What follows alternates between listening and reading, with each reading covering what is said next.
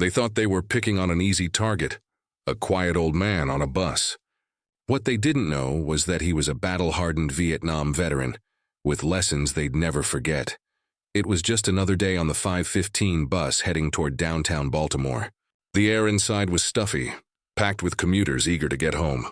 Conversations buzzed softly, mingling with the occasional screech of brakes.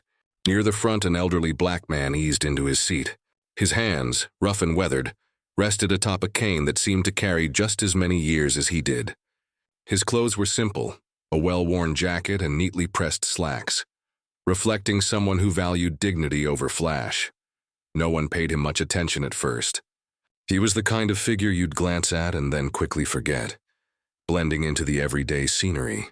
But his posture carried something different. He sat tall, his gaze steady, as though no weight of the world could bend him. Yet the faintest crease in his brow hinted at a life that had seen its share of storms. 3 seats back, a group of teenagers boarded, their laughter sharp and loud. They moved with that careless swagger of youth, scanning the bus for their next source of entertainment. One of them, a lanky boy in a bright red hoodie, caught sight of the old man. His eyes lit up, not with respect but with mischief. He nudged his friends, whispering something that set off a chorus of snickers. The man remained still, looking out the window as the city streets blurred past. If he heard their murmurs, he gave no sign. But the boys weren't satisfied with just whispers. They wanted a reaction. "Hey, old man," the boy in red called out, his voice cutting through the hum of the bus. "You lose your walker or something? Bet you're waiting for someone to carry you home, huh?" A ripple of tension passed through the bus. Some passengers glanced at the boys, others at the man. Most, however, kept their heads down, pretending not to hear. The elderly man shifted slightly in his seat but said nothing, his eyes fixed on the world beyond the glass. Red Hoodie smirked, emboldened by the lack of resistance. He stood up, swaying slightly as the bus hit a bump. "What's wrong, Cat? Got your tongue, Grandpa?" The man's fingers tightened imperceptibly around the cane, but his expression remained calm. The faint flicker of something, patience maybe, flashed in his eyes. He turned his head slowly, just enough to meet the boy's gaze, and in that brief moment something shifted. There was no anger in his look, no fear, just a quiet, unyielding strength that seemed to settle the air around him. The boy hesitated for half a second, but his pride wouldn't let him stop now. The bus continued to rattle down the road, passengers silent and tense, as if waiting for something to happen. Little did they know, the old man's silence wasn't weakness, it was a choice that would soon change everything. The laughter from the teenagers grew louder, bouncing off the walls of the bus as if to demand attention. The boy in the red hoodie leaned closer, his voice laced with mockery. "What's the matter, old man? Too good to talk to us?" he jeered, drawing a chuckle from his friends. One of them, a stocky boy wearing a backward cap, joined in. "Probably can't hear us. You need a hearing aid too." The elderly man remained seated, his cane now resting firmly between his knees. His face betrayed no emotion, no sign that the taunts had pierced his calm exterior. But his hands, calloused and steady, tightened ever so slightly around the worn wood. He glanced briefly at the floor, as if grounding himself in the present moment. Across the aisle, a young woman shifted uncomfortably in her seat. She shot a wary look at the teenagers, but quickly turned her attention back to her phone. A man in a gray suit adjusted his tie and buried his nose deeper into a newspaper, his discomfort obvious. No one wanted to get involved. The boy in the red hoodie smirked at the silence. "Look at him," he said, turning to his friends. "Dude probably thinks he's too good for us." "What are you, some kind of king or something?" "Yeah," another boy chimed in. "You gonna knight us with that cane, Grandpa?" The taunts were sharp, their voices tinged with the recklessness of youth. They laughed louder, encouraged by the man's silence and the passenger's refusal to intervene. The old man shifted slightly, tilting his head as if observing a distant memory only he could see. "Say something," Red Hoodie demanded, his tone now edging into irritation. "Or are you scared?" The bus lurched to a stop at a red light, the sudden jolt silencing the chatter momentarily. The old man finally spoke, his voice low but firm. "Respect is a lesson some people only learn the hard way." The words were simple, but they carried weight. They hung in the air, heavy and undeniable, For a moment, the teenagers exchanged glances, unsure of how to respond. But Red Hoodie quickly recovered, masking his unease with bravado. "Oh, so he talks now," he said, his voice dripping with sarcasm. "Respect, huh? That's rich coming from someone who's too scared to stand up for himself." The old man turned his head slightly, locking eyes with the boy. "You think strength is loud, don't you?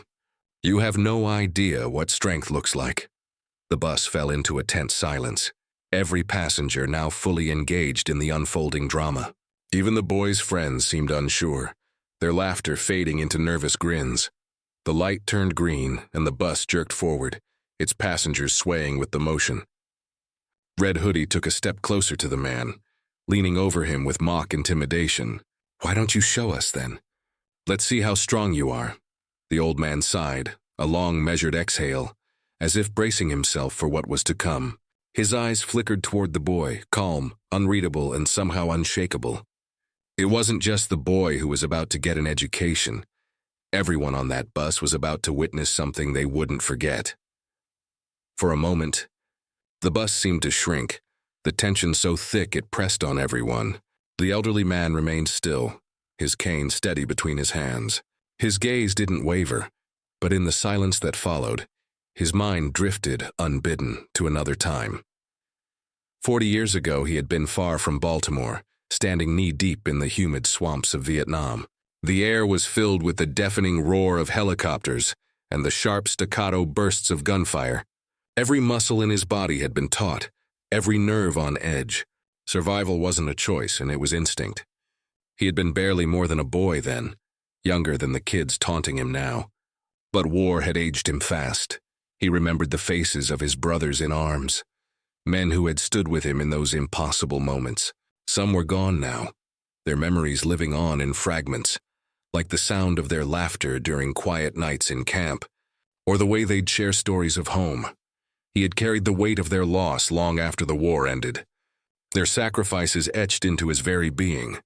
The bus jolted over a pothole, snapping him back to the present. He straightened slightly, his grip on the cane tightening. He wasn't angry. Anger didn't come easily to him anymore.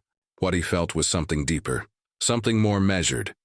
A responsibility to teach these boys a lesson they clearly hadn't learned yet. Red Hoodie interrupted his thoughts with a sharp, mocking laugh. "What's the matter, Grandpa? Cat got your tongue again?" The man didn't respond. Instead, his eyes flicked over the boy, taking in everything. The posture, the bravado, the false confidence that came with not yet knowing the weight of real challenges. He'd seen it before in young soldiers who thought they were invincible, until the battlefield taught them otherwise. Across the aisle, an older woman whispered to the man next to her, her eyes darting nervously toward the scene unfolding. No one spoke up, no one intervened. The silence wasn't fear exactly. It was more like an unspoken agreement to stay uninvolved. The man finally spoke, his voice steady and deliberate. "You remind me of someone I used to know," he said, his tone carrying an edge that stopped the boy mid-laugh. "Oh yeah," Red Hoodie said, trying to sound unfazed. "Who's that? Your old war buddy?" The man leaned back slightly, his gaze unwavering. "No, a young soldier who thought he was untouchable. He learned otherwise." The boy snorted, but his friends were noticeably quieter now, their smirks faltering. "Whatever, man. You're just an old has-been. Nobody cares about your stories." The man's lips curved into the faintest hint of a smile, not amused but knowing. "Careful, son. Sometimes stories are all that keep you from making the same mistakes." The words hung in the air, and for a moment even the bus seemed to hum softer. But Red Hoodie wasn't ready to back down. He stepped closer now, just inches from the old man. "You think you're so wise, huh? Why don't you prove it?" The old man's eyes narrowed slightly, not in anger but in preparation. He adjusted his cane, his movements deliberate and slow, like a man who knew exactly what he was doing. The storm brewing inside the old man wasn't born of anger. It was forged by experience, and it was about to show these boys the meaning of strength. The bus rumbled along, its passengers frozen in the tension filling the space. The elderly man rose slowly from his seat, the cane steadying his weight as he stood. He wasn't a large man. Age had whittled away the bulk of his frame, but the way he carried himself made him seem taller, stronger. The boys watched him, their smirks fading as curiosity began to take hold. "You want me to prove something?" the man asked, his voice calm, almost quiet yet somehow commanding the attention of everyone on board. His eyes locked onto Red Hoodie, unwavering. "Let's talk about proof." Red Hoodie chuckled nervously, taking a half step back. "What, you're gonna hit me with that cane, old man?" The man's hand brushed the top of the cane, but he didn't lift it. "No," he said simply, "but I will teach you something your mouth clearly hasn't learned. Restraint." The air felt charged, the kind of energy that prickled at the back of your neck. The other passengers watched with wide eyes, some leaning forward as if not to miss a single word. "Do you think this is strength?"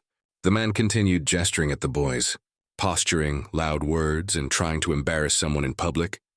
"It's not strength. It's fear. Fear that the world will see you for what you really are." The boys' friends shifted uncomfortably, their confidence visibly waning. One of them muttered, "Come on, man. Let's just sit down." But Red Hoodie wasn't ready to let it go.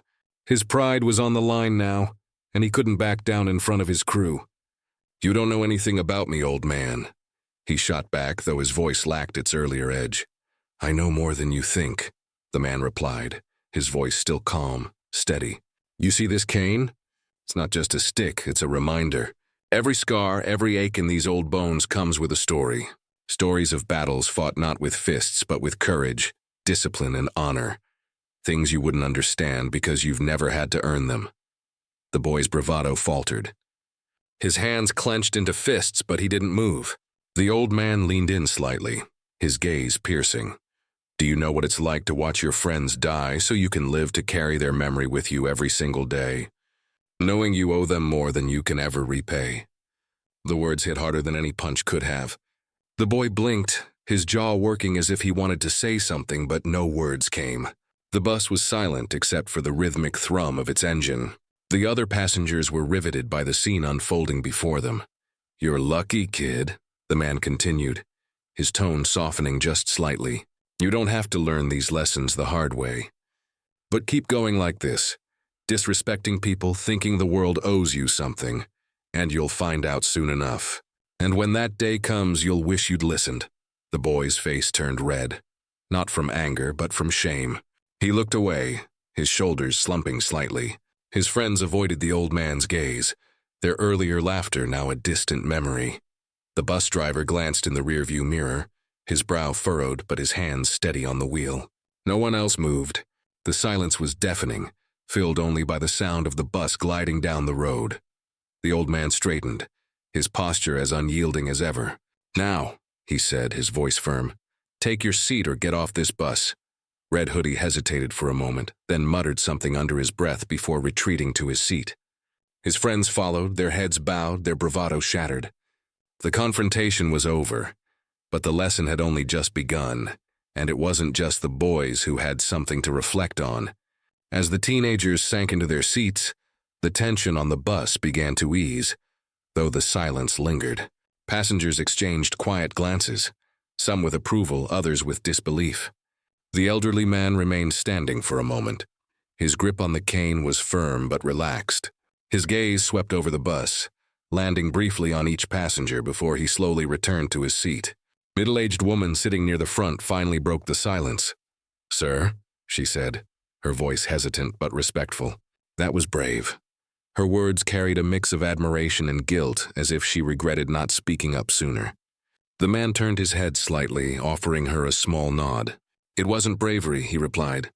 "Just doing what needed to be done." Behind him, Red Hoodie and his friends were unusually quiet. The boy stared out the window, his arms crossed tightly over his chest. His friends whispered amongst themselves, their voices low and subdued. It was clear they had been shaken, not just by the man's words, but by the realization that their actions had consequences beyond a quick laugh. The bus rolled on, its engine humming softly. A young man near the back, wearing headphones slung around his neck, spoke up. "Vietnam, right?" he asked, his tone tentative but curious. The old man turned slightly, his expression unreadable. "Yes," he said simply. "My grandfather served there," the young man continued. "He never talked about it much, but when he did..." His voice trailed off and he glanced down at his hands. Thank you for what you did, for what you gave. The old man's lips curved into a faint smile. We all gave something, he said. Some of us more than others. The words hung in the air, heavy with meaning. Several passengers nodded quietly, the weight of his statement sinking in. The atmosphere on the bus had shifted entirely. Where there had been tension, now there was reflection, a shared understanding of the gravity of the moment they had just witnessed. One of the boys in the group, the stocky one with the backward cap, cleared his throat awkwardly. Sir, he said, his voice barely above a whisper, I'm sorry. We shouldn't have said those things. The man turned to look at him, his expression softening slightly. Apology accepted, he said. But remember, respect isn't something you give just because someone demands it. It's something you give because it's the right thing to do. The boy nodded quickly, his face flushed red. Hoodie didn't say anything, but he shifted uncomfortably, clearly wrestling with his thoughts. The bus slowed as it approached the next stop. The old man glanced out the window, his eyes briefly scanning the familiar street corner. He tapped his cane once on the floor, then rose to his feet. Before he exited, he turned to face the bus, his voice carrying over the hum of the engine. Kindness and respect cost you nothing, he said, addressing no one in particular, yet speaking to everyone. But withholding them can cost you everything. The door hissed open, and the man stepped off, and his gait steady, his presence lingering long after he was gone. The bus remained silent as it pulled away from the curb, passengers lost in their thoughts. They had witnessed more than a confrontation. They had witnessed a lesson in dignity. And for some, that lesson would stay with them long after the bus ride ended. As the bus rolled on, the atmosphere remained heavy with contemplation. Conversations that had once filled the space with idle chatter were now whispers, or silence altogether. For many on that ride, the old man's words echoed louder than any noise they'd heard all day. Red Hoodie sat slumped in his seat, his once bold posture deflated. His friends avoided eye contact with each other, their faces a mix of guilt and embarrassment. Across the aisle, the young woman who had earlier stayed silent now stared out the window, her reflection faint in the glass. She had been a bystander, like so many others, but now she questioned why she hadn't done more. The middle-aged woman near the front took out her phone but didn't use it, her fingers brushing over the screen absent-mindedly. The young man in the back, who had spoken about his grandfather, leaned his head back, eyes closed, lost in thought. It wasn't just a moment for the teenagers. It was a wake-up call for everyone. The lesson wasn't just about respect for elders. It was about recognizing the weight of someone's journey, the battles they fought, and the strength it takes to walk through life with quiet dignity. As the bus reached its final stop, passengers began filing out, each carrying the moment with them in their own way. The group of teenagers exited together but walked apart, their usual boisterous energy replaced by subdued introspection. Red Hoodie paused at the corner, glancing back at the bus before shoving his hands in his pockets and walking away. For the passengers who remained, the silence spoke volumes. They had witnessed a simple truth, delivered with unwavering resolve. Respect isn't earned through fear or intimidation, but through understanding and compassion. To those watching this story, ask yourself, what battles have the people around you fought? How can a single moment of kindness or respect change someone's day, or even their life? Remember, every person you meet carries a story you might never know. Treat them with the dignity they deserve.